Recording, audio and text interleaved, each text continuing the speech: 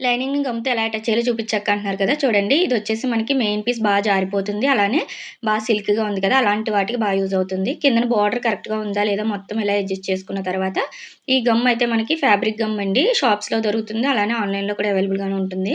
దీన్ని ఇలా చిన్న చిన్న డాట్స్ పెట్టేసుకొని చివర్లో అటాచ్ చేసుకోవడమే. ఫ్రంట్ పార్ట్ జాయిన్ చేసేటప్పుడు మాత్రం కంపల్సరీ ఇలా ఫ్రంట్, నెక్ 2 కూడా ఒకే వైపుకు ఉన్నదా లేదా అనేది చెక్ చేసుకున్న తర్వాత జాయిన్ చేసుకోండి. అప్పుడే మనకి కరెక్ట్‌గా వస్తుంది. అర్థమైంది కదా! షేప్ బెల్ట్ కూడా అంతే. ఇలా హుక్స్ పట్టీ వైపు మనం చిన్న టక్ ఇస్తాం కదా! ఈ 2 ఒకే వైపుకున్నాయా లేదా చూసుకున్న తర్వాత అటాచ్ చేసుకోవాలి. హ్యాండ్ జాయిన్ చేసేటప్పుడు కూడా అంతేనండి. లోతు తీసినయి 2 కూడా మనకి ఒకే సైడ్‌కి ఇలా వచ్చినాయో లేదో చూసుకొని అటాచ్ చేసుకోవాలి. ఇలా గమ్‌తో జాయిన్ చేసుకోవడం వల్ల చాలా నీట్ ఫినిషింగ్ ఉంటుంది. అలానే పని కూడా ఫాస్ట్‌గా అయిపోతుంది. ఐరన్ చేసుకున్నామంటే వెంటనే అతుక్కుపోతుంది మనకి. చూడండి ఇక్కడ లోలో పెట్టుకోవాలి బాగా. ఈ ఐరన్ బాక్స్‌కైతే నాకు ఏ క్లాత్‌కి ఏది పెట్టుకోవాలనేది కూడా ఉంటుంది. ఫుల్ ఆటోమేటిక్ దానివల్ల హీట్ అయినా కూడా వెంటనే ఆగిపోతుంది.